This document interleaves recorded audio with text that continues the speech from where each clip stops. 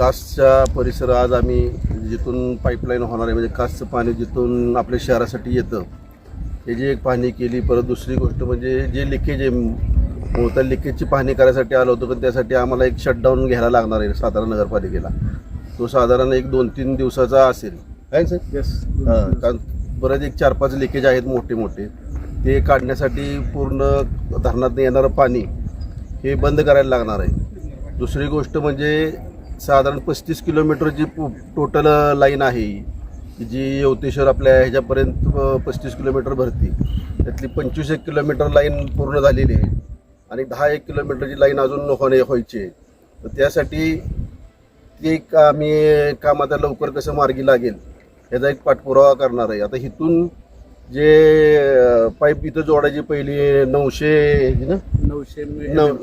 mm ची pipe जोडायची, आता पहिली 600 जी आहे ती बंद करून 900 mm पाईपलाईन जोडायची. त्यात तो पण शटडाऊन आम्ही एका वेळेसच करणार आहे. आणि हे काम ॲक्च्युली खरं गेल्या वर्षी पूर्ण व्हायला पाहिजे होतं मेपर्यंत, ते झालेलं नाही आहे. त्यासाठी आम्ही जी पटेल म्हणून जी कंपनी आहे त्या कॉन्ट्रॅक्टरला बोलवून घेणार आहे. एक 8 दिवसात त्याची मीटिंग घेऊन पुढचं जी कामं आहेत ती कशी मार्गी लागतील याच्याकडे आम्ही पाठपुरावा करून ही पूर्ण करून घेऊ.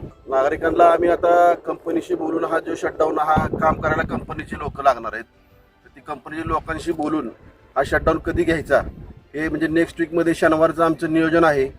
पण ते तर आम्ही ठरवू, म्हणजे सोमवारी उद्या त्याला त्या सगळ्या कंपनीशी चर्चा करून आणि एक साधारण 5-6 टीम वेगवेगळ्या ठिकाणी इथं लागणार, कारण वेल्डिंग या पाईप वेल्डिंग करायला लागतात. त्या 5-6 टीम ठेवून आम्ही हे सगळं नियोजन लावू.